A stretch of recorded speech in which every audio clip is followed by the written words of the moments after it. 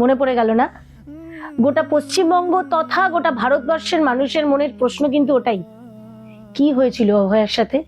কে মারলো অভয়াকে? উত্তর দেব আমি। হ্যাঁ, আমি আপনাদের এখন বলতে চলেছি অভয়ার সাথে ঠিক কি হয়েছিল। সিএম দত্ত আমি ওর মা। ফাঁকে ভেতরে ঢুকতে পারবে না, ভেতরে বডির অফিসিয়াল কাজ হচ্ছে। আমাদের ইমিডিয়েট রক্তে বেশি যাচ্ছে আর পুলিশ বলছে আমার মেয়ে সুইসাইড করেছে। হ্যাঁ, আমি আপনাদের এখন বলতে চলেছি অভয়ার সাথে ঠিক কি হয়েছিল। আমি কিভাবে জানলাম? আমি জানলাম গতকাল সন্ধেবেলা একটি ওয়েব সিরিজ দেখার পর। হইচইতে চলছে অজেয়া। কাল রাত্রের অনেকটা অংশ কেটে গেল সিরিজটা দেখতে দেখতে। পুরো সিরিজটা শেষ না করে উঠতে পারলাম না।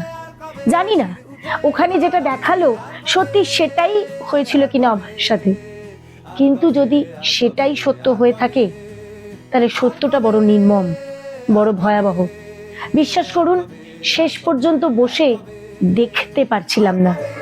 আর ঠিক সরকারি হসপিটালে কাজ করতে করতে একটা মেয়ের রেপ অ্যান্ড মার্ডার।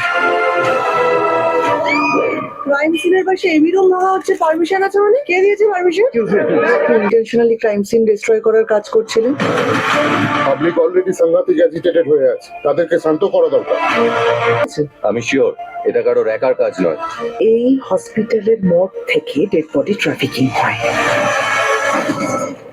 ওই অতীনগ্রস্ত চেয়েছিল যাতে আমার মেয়ের রেজিস্ট্রেশনটা বাতিল হয়ে যায়। ঠিক তখনই মনে হচ্ছিল গল্পের বইয়ের কাহিনীও এতটা নির্মম হলে বোধহয় পড়া যায় না। চোখের সামনে সিরিজটা দেখতে, ওই নির্মমতা দেখতে শিউরে উঠলাম। বাস্তব বড় নির্মম। কি হয়েছিল অভয়ার সাথে? সত্যি হইচইতে যা দেখাচ্ছে তাই কি সত্যি? জানতে হলে অবশ্যই দেখুন অজেয়া হইচইতে।